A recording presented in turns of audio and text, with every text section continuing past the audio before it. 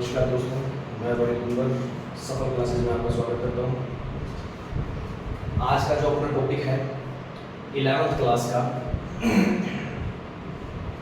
11th class में कल जो अपना टॉपिक चल रहा था 3.1, उसमें एक 5th क्वेश्चन रह गया था। वो 5th क्वेश्चन माइंड से निकल गया था और वो 5th क्वेश्चन में क्या दिया हुआ है उस चीज़ में थोड़ा सा फोकस करना कि एक व्रत की त्रिज्या एक व्रत का व्यास दे रखा था 40। व्रत का व्यास कितना दे रखा था, डायमीटर कितना है 40 सेंटीमीटर था। तो व्यास 40 है तो त्रिज्या कितनी हो जाता है, उसकी आधी हो जाती है। तो त्रिज्या कितनी होगी 20 होगी। तो व्रत की त्रिज्या हमें मिल गई। अब एक कह रहा था कि व्रत की जीवा कितनी है 20 दे रखी थी, ठीक है। व्रत की त्रिज्याएं 20 मिल गई, व्रत की जीवा 20 मिल गई। तो अपने को पता लग गया कि तीनों भुजाएं समान होती हैं। तो ये कौन सा त्रिभुज बन जाता है, समबाहु त्रिभुज बन जाता है। और समबाहु त्रिभुज का प्रत्येक कोण कितने डिग्री का होता है, 60 डिग्री का होता है। तो हमें ये भी पता लग गया कि केंद्र पर बनने वाला कोण कितना है 60 डिग्री है और त्रिज्या कितनी है 20। तो चाप की लंबाई ज्ञात करनी थी, तो चाप की लंबाई हम आराम से ज्ञात कर सकते हैं क्योंकि हम सूत्र जानते हैं कोण बराबर चाप बटे त्रिज्या। तो लाइनें बना के लिखना चाहो तो लिख सकते थे। क्या लिखते हैं, व्रत का व्यास कितना 40 सेंटीमीटर, व्रत की त्रिज्या 20 सेंटीमीटर, व्रत की जीवा की लंबाई 20 सेंटीमीटर। तो आता है AOB एक समबाहु त्रिभुज है। समबाहु त्रिभुज है तो प्रत्येक कोण कितने डिग्री का होता है 60 डिग्री का। तो आता है केंद्रीय कोण कितना 60 डिग्री। पर हमें पता है कि डिग्री में कोण नहीं लेना है, किस में लेना है। यदि सूत्र में रखना चाहते हैं कोण बराबर चाप बटे त्रिज्या वाले सूत्र में रखना है तो इसको किस में बदलना पड़ेगा, रेडियन में बदलना पड़ेगा। तो 60 को अपने पाई बटे 3 जैसे कि याद भी रख सकते हो, तो पाई बटे 3 बोलते हैं तो वो भी नहीं हो सकता है। तो चाप की लंबाई अपने को ज्ञात करनी थी तो वो अपने आराम से ज्ञात कर सकते हैं, ठीक है। ये 5th क्वेश्चन इस तरीके से करना था, इसको चाहो तो देख सकते हो। इसके बाद अपने बात करते हैं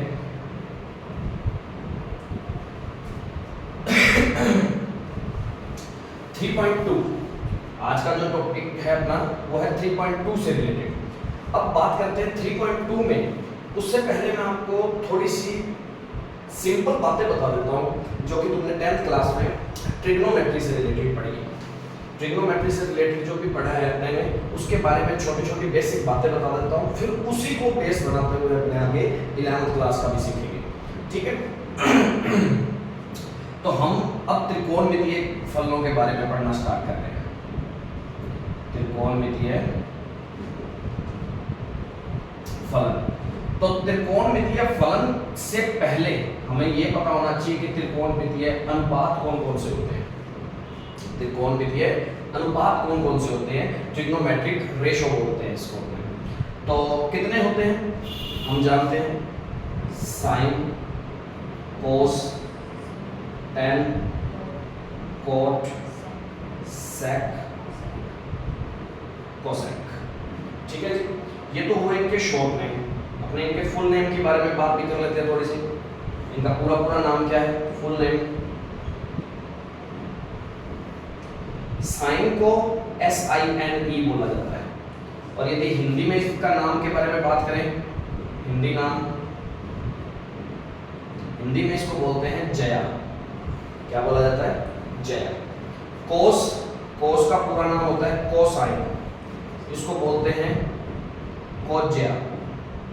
या इसका नाम कोटिज्या भी है कई बुक्स में, कोटिज्या, ठीक है। उसके बाद बात करते हैं टेन। टेन का फुल फॉर्म होता है टेंजेंट, स्पर्शज्या, ठीक है। कोट का पूरा नाम होता है कोटेंजेंट, व्युत्क्रम स्पर्शज्या। व्युत्क्रम क्यों, नाम से पता लग रहा है कि टेन किसका व्युत्क्रम हो गया। व्युत्क्रम का मतलब रेसिप्रोकल, रेसिप्रोकल का मतलब एक 1/1 में करना, उल्टा एक दूसरे का। तो टेन किसका अपोजिट, कोट का, कोट किसका अपोजिट टेन का, ठीक है। तो व्युत्क्रम स्पर्शज्या। तो सेक का सेकंड, सेकंड इसका हिंदी में नाम है, ये किसका अपोजिट होता है सेक, कोस का। तो कोस का व्युत्क्रम कोज्या या व्युत्क्रम कोटिज्या। कोसेक किसका, तो इसकी फुल फॉर्म होती है कोसेकेंट। ये व्युत्क्रम किसका है? व्युत्क्रम ज्या, क्योंकि साइन का उल्टा कौन होता है? कोसेक, कोस का उल्टा सेक, tan का उल्टा कोट। अब वही बात कि तुमने 10th क्लास में इसके बारे में पता किया होगा, 10th क्लास में इसके बारे में पढ़ा होगा, इनके बारे में छोटी छोटी बातें सीखी होंगी अपने ने। 10th क्लास में क्या था? अपने जानते हैं कि साइन हो, कोस हो, tan हो, कोट हो, सेक हो, कोसेक हो, और अपना चैप्टर का नाम है त्रिकोणमितीय, त्रिकोणमितीय फलन। तो एक बात ध्यान रखना है कि त्रिकोण मतलब त्रिभुज, तो ये सारा काम किस में लगने वाला है? त्रिकोणमितीय अनुपात भी किस में लगते हैं? त्रिभुज में। और खास करके कौन से त्रिभुज में? खास करके समकोण त्रिभुज में। हालांकि ऐसी बात नहीं सभी त्रिभुजों में लग जाता है, जैसे जैसे अपने आगे अपना बढ़ेंगे वैसे वैसे अपने सीख सकते हैं, पर मोस्टली कौन से त्रिभुज में? समकोण त्रिभुज में ही लगने के चांस पूरे पूरे होते हैं। अब बात आती है समकोण त्रिभुज, राइट एंगल ट्राइंगल जिसको बोलते हैं अपने, ठीक है, उसके अंदर एक 90 डिग्री का एंगल होता है, ठीक है, और उसके अंदर यदि अपने इसको एक नेम दे देते हैं तो अपने को पता है कि 90 डिग्री के एंगल के सामने वाला कौन सा होता है? कर्ण बोलते हैं या हाइपोटेनस बोल दिया जाता है इसको, ठीक है। नीचे वाले को अपने बेसिक या बेस या आधार बोल दिया जाता है, और इसको लंब या परपेंडिकुलर बोल दिया जाता होता है, ठीक है, ये अपने जानते हैं। अब यहाँ से इस समकोण त्रिभुज से अब ध्यान रखना है कि जिस कोण के सामने की बात करनी है, जैसे यहाँ पर थीटा की बात कर लेते हैं, क्योंकि इनके अकेले का कोई भी मतलब नहीं होता है। हमने 10th क्लास में ये पढ़ा होगा कि साइन के साथ थीटा लगा हुआ है, तो साइन अकेले का कोई मतलब नहीं है, ये एक प्रकार का सिर्फ संकारक है जब तक ये ऐसे लगा हुआ है, जब तक इसके साथ कोई एंगल नहीं लगेगा। और एक बात और ध्यान देनी है कि एंगल भी कौन सा लेना होता है? मैथ का रूल ये बोलता है कि इसके साथ जो एंगल लगेगा वो हमेशा रेडियन में ही लिखा जाना चाहिए। ये तो 10th क्लास में ठीक है कि अपने सीखते थे, अभी बेसिक थी, स्टार्टिंग थी, इसलिए अपने को इतनी कोई प्रॉब्लम नहीं थी। पर सही रूल जो मैथ का है वो क्या है कि ट्रिग्नोमेट्रिक फंक्शन के साथ कोई भी एंगल आएगा, कोई भी कोण आएगा, तो वो कौन से में लिखा जाता है? रेडियन में ही लिखना होता है। सही रूल ये होता है, ठीक है। अब मान लो कि हमने इसके साथ ये लिख दिए, एंगल लिख दिए उन्होंने, ठीक है। अब एंगल, वो एंगल कहीं ट्रायंगल में होगा तभी तो एंगल लिखा जाता है। किस एंगल के लिए अपने साइन की वैल्यू, कोस की वैल्यू, tan की वैल्यू, कोट की वैल्यू फाइंड करना चाहते हैं, ठीक है। तो इनकी वैल्यू फाइंड करनी है, तो जहां हमारा थीटा है ना, लेट कर लो कि यहाँ थीटा है हमारा, ठीक है। थीटा यदि यहाँ है तो हमेशा ध्यान रखना कि ये वाली लाइन हमेशा आधार बनेगी और उस एंगल के सामने वाला ही हमेशा क्या बनेगा? लंब बनता है। मान लो कि थीटा यहाँ होता तो उस टाइम पे लंब हम इसको बोलते कोण ए के लिए, क्योंकि ए पे है ना थीटा, तो उस टाइम पे यदि ए के लिए या थीटा के लिए वैल्यू अपने इनकी निकाल रहे हैं, इन ट्रिग्नोमेट्री रेशो की या त्रिकोणमितीय अनुपात की वैल्यू निकाल रहे हैं, तो अपने क्या कहेंगे? जिस टाइम पे वो कोण बैठा है ना, उसके सामने वाला उस टाइम पे लंब बनता है, और दूसरा फिर उस टाइम पे आधार बनेगा। ये बात ध्यान रखना, ठीक है। ये अपनों ने हालांकि 10th क्लास तक ये बेसिक पढ़ा होता है, पर फिर भी मैं एक बार बता रहा हूँ, बेसिक बातें सारी क्लियर करके फिर अपने आगे का लेवल को पढ़ेंगे। अब बात आती है ये चीजें आ गई। अब ट्रिग्नोमेट्री फंक्शंस इनकी वैल्यू क्या क्या है? साइन थीटा का एक फॉर्मूला हमने पढ़ा है, लाल बटे कक्का, हिंदी में पढ़ा होगा, लाल बटे कक्का, या इसमें P B P, English medium में अपने बोले तो एच एच बी, इस तरीके से भी अपना पढ़ा हो सकता है, ठीक है। तो ये पहला मान जो होता है वो हमेशा किसके लिए होता है? साइन के लिए, लंब बटे कर्ण, तो लंब बटे कर्ण, ठीक है। दूसरी जो वैल्यू होगी वो हमेशा कोस की होगी, आधार बटे कर्ण। तीसरी जो वैल्यू होगी वो हमेशा tan की होगी, लंब बटे आधार, ठीक है। ये बात हमेशा ध्यान रखना। तो आधार बटे कर्ण और ये लंब बटे आधार, इसको परपेंडिकुलर बोलते हैं, इसको हाइपोटेनस बोलते हैं, इसको बेस बोलते हैं। ध्यान रखना, इंग्लिश मीडियम के अकॉर्डिंग ये हमें देखना चाहिए, ठीक है। अब tan का अपोजिट व्युत्क्रम है ना, ये कोट कौन है? व्युत्क्रम स्पर्शज्या, व्युत्क्रम कर दो इसका। व्युत्क्रम का मतलब 1 ओवर में कर देना किसी चीज को, वो व्युत्क्रम है उसका। तो यहाँ से अपने अपोजिट देखते हैं, तो ये tan की वैल्यू, ये अपोजिट है जो वो cot की वैल्यू, फिर अपोजिट है तो sec की, फिर अपोजिट है तो cosec की वैल्यू, अपोजिट करते जाएंगे। तो sec की वैल्यू क्या हुई, कर्ण बटे आधार, और इसकी वैल्यू क्या हुई, कर्ण बटे लंब हो जाएगी। ये बात समझ आ गई। ये हमने 10वीं क्लास में छोटी 9th में भी हालांकि हो सकता है पढ़ा हो। तो ये इनकी वैल्यू निकालने का तरीका होता है, कोई भी एंगल पे वैल्यू निकालने का तरीका। यदि हमें ट्रायंगल फॉर्म दी हो तो, यदि हमें लंब, कर्ण, आधार में से कुछ भी पता है ना, कोई भी एक आधी चीज पता है और एक कोण पता है, कोई इनमें से कोई एक चीज पता है और एक कोण का मान पता है, तो हम दूसरी चीज अपने आप निकाल सकते हैं इन फॉर्मूलों से यूज करते हुए। तो सबसे बेसिक बात, तो सबसे पहली बात तो ये 10th क्लास से छोटी सी रिलेटेड बात। अब इसके बाद अपने थोड़ी सी बात करते हैं कि चलो पहले एक बार तो इसको नोट करो, फिर मैं इसके बाद वाली छोटी सी बेसिक बताता हूँ।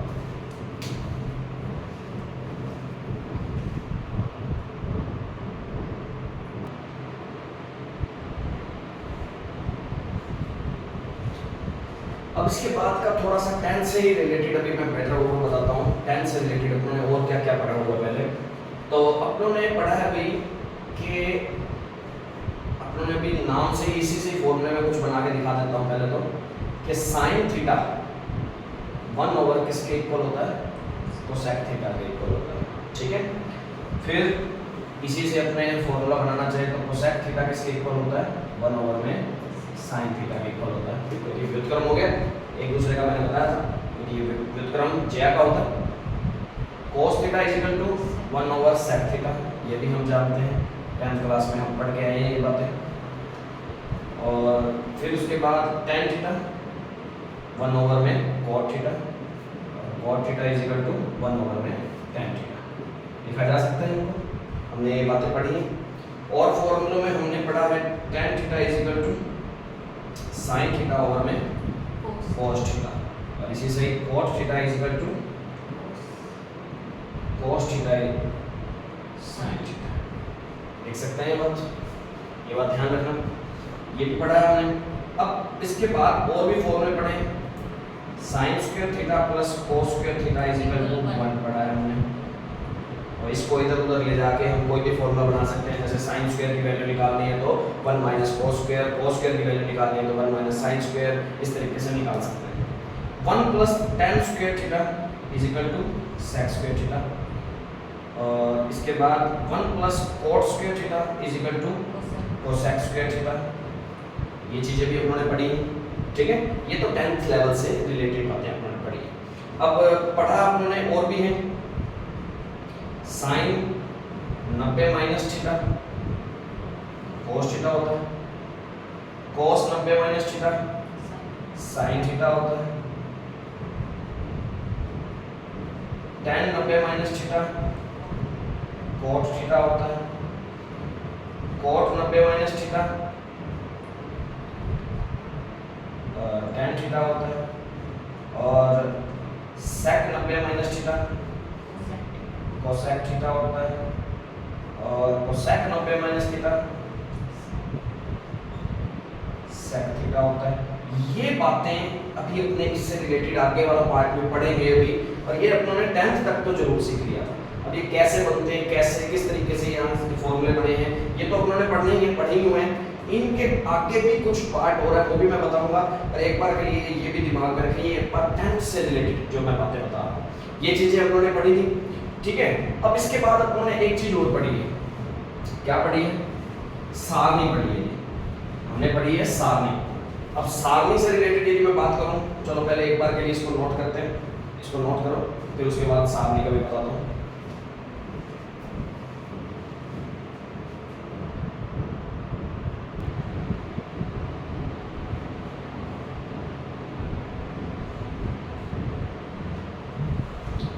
अब इसके बाद अपन ने 10th क्लास से रिलेटेड और भी एक चीज पढ़ी थी जो अपने सारणी बोलते थे, मानों वाली सारणी, साइन की, cos की, tan की, अपना लिख लेते हैं, tan, cot, sec और cosec। इनकी सारणी जो थी कितने डिग्री, 0 डिग्री, 30 डिग्री। 30 को रेडियन में क्या बोलते हैं? π/6। और याद हो जाना चाहिए साथ साथ में, ठीक है। 45 डिग्री π/4 बोलते हैं इसको रेडियन में। 60 डिग्री, 60 को हम π/3 बोलते हैं। और साथ में ही 90 डिग्री जिसको अपने π/2 बोलते हैं। 5 नहीं बचे 2, ठीक है। ये ध्यान देना, ये वैल्यूज अपनों ने सीखी, हमने पहले भी सीख चुके हैं। इससे आगे वाले मानों के लिए अब 11वीं क्लास में अपने सीखेंगे। अभी तक तो 90 तक की हमने 10 तक सीखी है। इससे आगे का बेसिक अब सारा जोड़ेंगे, इसके साथ जोड़ेंगे। और पहले पिछला सारा क्लियर हो तब आगे की बात कर सकते हैं। तो ये सारी बातें तुम्हें पता होनी चाहिए। अब ये सारे कैसे बनाते थे? माइंड में रखने के लिए, याद करने के लिए तरीका क्या था इसका कि यहाँ लिखा 0, यहाँ लिखा 1, यहाँ लिखा 2, यहाँ लिखा 3, यहाँ लिखा 4 और सभी को किससे डिवाइड कर दिया? 4 से डिवाइड कर दिया और सभी पे लगा दिया अंडर रूट लगा दिया, अंडर रूट लगा दिया। अब वो वैल्यू जो भी आएगी इसको सॉल्व करके वो सारी साइन की ही वैल्यू आएगी, ये ध्यान रखना। तो 0 में 4 का भाग दिया, 4 या 0 0 में किसी भी संख्या का भाग देते हैं तो 0 ही आता है। और 0 का अंडर रूट भी 0। तो साइन 0 डिग्री की वैल्यू कितनी होती है? 0 होती है, ध्यान रखना यदि डिग्री में लिखें तो। और 1 का अंडर रूट, क्योंकि ये आगे कट तो रहा नहीं है, 1 का अंडर रूट 1 और 4 का अंडर रूट 2, ठीक है। और ये पहले कट रहा है तो 1 का अंडर रूट हो जाएगा 1 और यहाँ बचेगा 2, तो 2 का अंडर रूट 2, ठीक है। और 3 का अंडर रूट निकलता नहीं, 4 का निकलता है तो उसको इस तरीके से लिख दिया जाता है। और 4/4 1 का अंडर रूट 1 होता है। तो साइन 90 की वैल्यू कितनी? 1 हो जाएगी। या साइन अब 90 नहीं बोलना, 90 तो एक बोलने के लिए इजी फॉर्म होती है, बस बात इतनी है क्योंकि अपने को आदत है, ऐसे पाई में बोलने की आदत नहीं है तो पर आदत डालनी है, ठीक है। क्योंकि अपने को अभी मैं बता के हटा हूँ कि ट्रिग्नोमेट्री के साथ मैथ का रूल क्या बोलता है कि रेडियन में ही एंगल है। इसीलिए हमें पहला चैप्टर इसीलिए ये पढ़ाया जाता है कि रेडियन और डिग्री के बारे में संबंध पढ़ो पहले तो, ठीक है। अब कोस जो है बनाने के तरीके से देखें तो इसको अपोजिट ले आओ, अपोजिट सारी वैल्यू ले आओ, उल्टी चला दो बस, वो वाली पीछे से स्टार्ट करके लास्ट तक चला दी, ठीक है। ये अपनों ने वैल्यू पढ़ी। tan की वैल्यू जो है, tan की वैल्यू कहां से? tan की वैल्यू कैसे बनती है? हम जानते हैं tan थीटा बराबर sin थीटा बटे cos थीटा। तो 0/1, तो 0/1 कितना? 0। इसके इसमें डिवाइड करते हैं तो 2 से 2 कट गया, ऊपर बचेगा 1, नीचे बचेगा √3। फिर ये पूरा का पूरा कट गया, सेम ही है। और नीचे वाले से 2 से 2 कट रहा है, यहाँ √3 बटे में 1 लगाना कोई जरूरी नहीं होता, इसलिए वैसे का वैसे। तो 1/0 ये होता है इनफाइनाइट, अनंत, अपरिभाषित जिसको अपने बोल सकते हैं, ठीक है। तो अपॉन में कभी भी किसी भी राशि के बटे में 0 आए तो वो अनंत ही बनाता है हमेशा। कोट किसका अपोजिट? tan का अपोजिट मतलब ऐसे अपोजिट नहीं कि पीछे से ले, अपोजिट का मतलब 1/में कर दो। तो 1/में में इसको करेंगे तो इनफाइनाइट, इसको 1/में में करेंगे तो ये पलट जाएगा, इसको 1/में में करेंगे तो, और इसको 1/में में करेंगे तो, और इसको 1/में में करेंगे तो 1/में इनफाइनाइट जो होता है वो 0 होता है, हमेशा ध्यान रखना। सेक क्या होता है? कोस का अपोजिट करते हैं तो 1 का 1, इसका अपोजिट करते हैं तो 2/√3, इसका अपोजिट करते हैं तो √2, इसका अपोजिट करते हैं तो 2 और इसका अपोजिट करते हैं तो इनफाइनाइट। कोसेक किसका? साइन का। 0 का अपोजिट किया तो इनफाइनाइट, फिर 2, फिर √2, फिर 2/√3, फिर 1। तो ये चैप्टर के बारे में अपनों ने पहले पढ़ लिया था। आज तक का अपनों ने इतनी बातें अपने ढंग से पढ़ी हुई है, ये बात ध्यान रखना। एक खास बात और, कई बार ऐसा क्वेश्चन बनता है कि साइन इनटू थीटा, साइन और थीटा का गुणा करने पर साइन थीटा बनता है। ये बात बिल्कुल गलत है। मैंने कहा था साइन तो अपने आप में कोई राशि होती नहीं, कुछ मतलब ही नहीं है इसका अकेले का, तो फिर इसका कैसे किसी संख्या से गुणा हो सकता है, ठीक है। थीटा तो कोई ना कोई एंगल होगा, इसका कैसे किसी से गुणा हो जाएगा। तो ये चीज ध्यान देना कि साइन थीटा ऐसी चीज के करके नहीं बना हुआ, ये चीज बराबर नहीं होती है कभी भी, ये चीज ध्यान देना। साइन थीटा अपने आप में कोई ना कोई एक आंसर दे के आता है, पूरी एक राशि है ये अपने आप में। यहाँ ऐसे नहीं है कि साइन अलग चीज होती है, थीटा अलग चीज होता है। साइन थीटा ही अपने आप में पूरा एक मिलकर बनता है, नहीं तो साइन और थीटा कोई फर्क इसमें गुणा होकर ऐसे नहीं बनता है, ये ध्यान रखना, छोटी सी बात नोट करो।